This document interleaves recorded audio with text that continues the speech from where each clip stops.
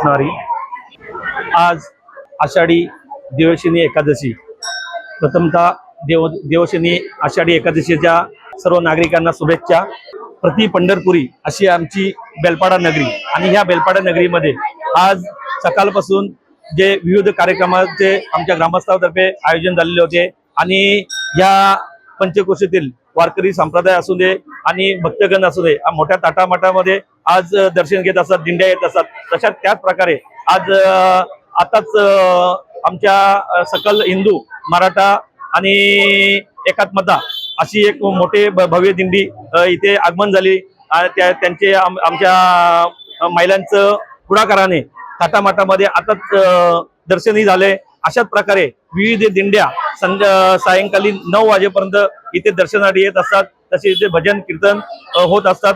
आषाढी कार्तिकी असू दे किंवा कार्तिकी एकादशी असू दे, या पूर्ण बेलपाडा ग्रामस्थ किंवा भाविक भक्तगण, खारघर शहरातील भाविक भक्तगण आणि इतर शहरातील अशा गुण्या गोविंदाने इथे विठू नामाचं गजराने इथे कार्यक्रम करत असतात। त्याच्याच प्रकारे आजही आपल्याला तशीच गर्दी बघायला भेटेल आणि सायंकाळीपर्यंत आम्हाला इथे दर्शनासाठी अशीच गर्दीमध्ये विठू नामाच्या चरणी विठू नामाच्या गजराने इथे गुण्या गोविंदाने कार्यक्रम पार पडतात। नागरिकांना शुभेच्छा देईन का अशाच प्रकारे सर्वांनी एकमेकाला सहाय्य करून आपल्या हिंदू धर्माचा आणि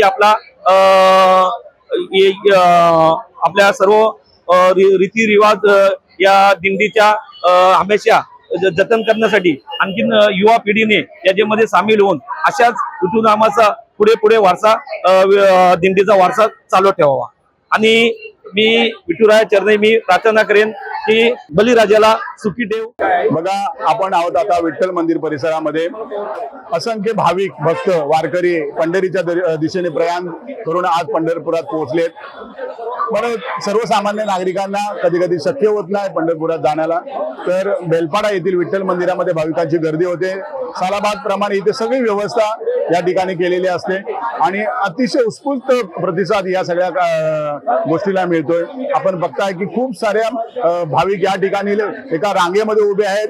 मागच्या 3-4 तासापासून काही मंडळी उभी आहे। एवढी मोठी गर्दी या ठिकाणी उसळलेली आहे आणि बेलपाड्यातील विठ्ठल मंदिरामध्ये व्यवस्था ही अतिशय चोख आहे। या मंदिरामध्ये आपण सर्व भाविकांनी यायचं आहे, श्री विठ्ठल रखुमाईचं दर्शन घ्यायचं आहे आणि त्याचप्रमाणे या ठिकाणी आपण जे भजन कार्यक्रम वगैरे सगळं या ठिकाणी चालू आहे त्यामध्ये पण आपण सहभागी व्हायचा। या ठिकाणी काही दिंड्याही आलेल्या आहेत आणि त्या दिंड्यांचाही चांगल्या प्रकारे या ठिकाणी स्वागत झालेलं आहे। पाऊस असल्यामुळे काही अडचणी असल्या तरी पण विठ्ठल भक्तांना कोणी रोखू शकत नाही आणि या ठिकाणी सर्व परिसरातील पंचक्रोशीतील भाविक या ठिकाणी उपस्थित झालेले आहेत आणि या सर्व भाविकांचे या ठिकाणी हार्दिक स्वागत करतो।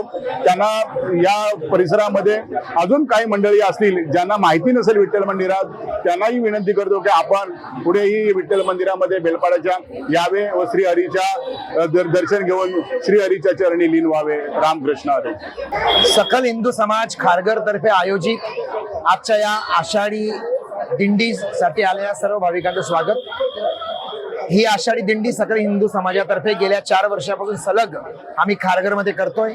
सेक्टर 12 येथील श्री राम जानकी मंदिरापासून ही दिंडी सुरू होते आणि सेक्टर 3 बेलपाडा या ठिकाणी श्री हरिविठ्ठलाच्या मंदिरामध्ये या दिंडीचं विसर्जन होत असतं। आजच्या आषाढी एकादशी निमित्त मी सगळ्या नागरिकांना शुभेच्छा देतोच, पण त्याशिवाय मला वाटतं की नाम घेता वाट चाली यज्ञ पावली जे आपल्या भागवत संप्रदायामध्ये म्हटलंय की प्रत्येक या पंढरीच्या वारकऱ्याचं एकच ध्येय असलं पाहिजे की नामस्मरण करत राहणे आणि नामस्मरणाचं महत्व हे या दिंडी निमित्त, वारी निमित्त आपल्याला अधोरेखित करण्यात येतं। मला वाटतं की खारघर नवी मुंबई परिसरामध्ये असलेलं हे विठ्ठलाचं एकमेव मंदिर अतिशय भव्य तर आहे, परंतु सगळे ट्रस्टी त्या मंदिराची व्यवस्था अतिशय चोखपणे करतात आणि त्यामुळे या समस्त नवी मुंबई आणि खारघर मधल्या नागरिकांना श्री विठ्ठलाच्या दर्शनाचा लाभ घेता येतो। आजच्या आषाढी एकादशी निमित्त समस्त भाविकांना शुभेच्छा देतो आणि त्यांचं येणारं वर्ष हे सुख समृद्धीने भरून यावं ही पांडुरंग चरणी प्रार्थना करतो। रामकृष्ण हरी। तर नमस्कार सर्वांना, रामकृष्ण हरी। मी रोटरॅक्ट तनामहेंद्र वांग, president of Rotaract club of Saraswati college. तर आम्ही दरवर्षी रोटरी क्लब असे नवीन नवीन प्रोजेक्ट समाजाच्या कल्याणासाठी करत राहतो.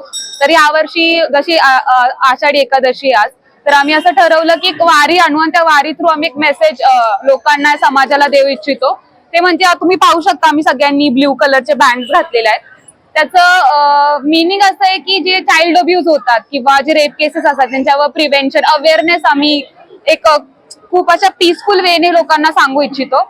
आणि आम्ही स्वतः पालखी बनवली, ती आतमध्ये आम्ही ठेवली आहे आणि आता थोड्या वेळाने आपण इथे कचरा जो झालाय तो पण साफ करणार आहे. तर असं मला असं वाटतं जे आता युथ आहे त्यांनी सगळ्यांनी थोडं समाजकार्य केले पाहिजे जेवढं त्यांना जमेल. हाच आमचा संदेश होता युथ रोटरी क्लब कडून. थँक्यू.